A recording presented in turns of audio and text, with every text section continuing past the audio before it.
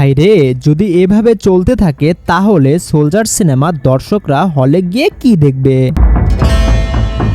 গতকালকে সোলজার সিনেমার একটি ছবি লিকড হয়েছে, যেখানে দেখা যাচ্ছে আমাদের মেগাস্টার শাকিব খানের আসন্ন সোলজার সিনেমার একটি গানের শুটিং চলছে, যেখানে দেখা যাচ্ছে মেগাস্টার শাকিব খানের সাথে ছোট পর্দার জনপ্রিয় ও কিউট অভিনেত্রী তানজিন তিশাকে।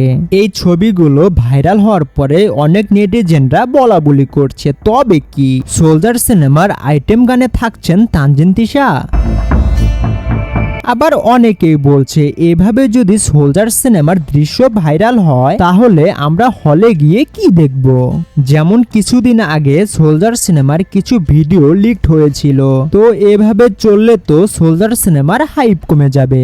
তবে একটা কথা মানতেই হবে, সোলজার সিনেমাটা একটি ভিন্নধর্মী সিনেমা হবে। তো আপনার কাছে কি মনে হয়, আসন্ন সোলজার সিনেমা কি আগের সব সিনেমার রেকর্ড ব্রেক করতে পারবে? অবশ্যই কমেন্ট করে জানাবেন।